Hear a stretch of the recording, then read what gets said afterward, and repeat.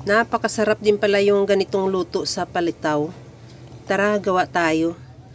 Meron ako ditong 500 grams na glutinous rice flour. Ilagay ko lang sa mixing bowl at lagyan ko ng tubig.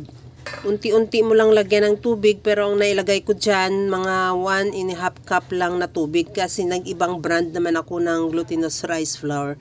Kaya iba naman yung texture nun.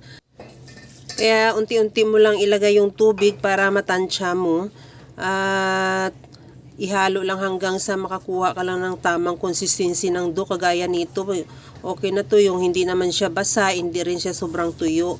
At pagkatapos niyan, gamitan ko yan ng 1 tablespoon na scoop at bilugin at ifa-flatten ng bahagya at saka natin lagyan ng chocolate sa gitna.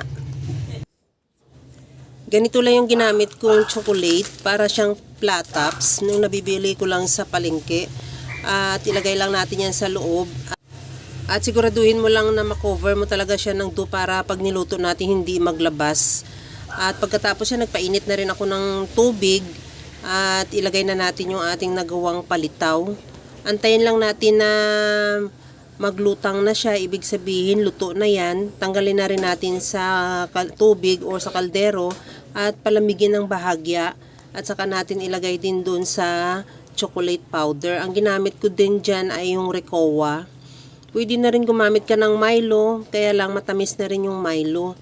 At pagkatapos yun, ikukot lang natin ng bahagya. At siguraduhin lang din na hindi siya magdikit-dikit dahil pagka nagdikit-dikit ang hirap na paghiwalayin. At pagkatapos yun, ilagay na natin sa ating serving plate at okay na yan, ready to serve na.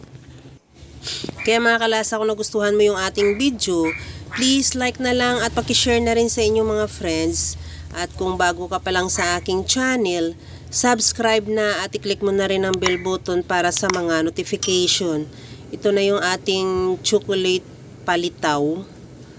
At tikman na rin natin. Napakasarap niya dahil tamang-tama lang talaga yung tamis.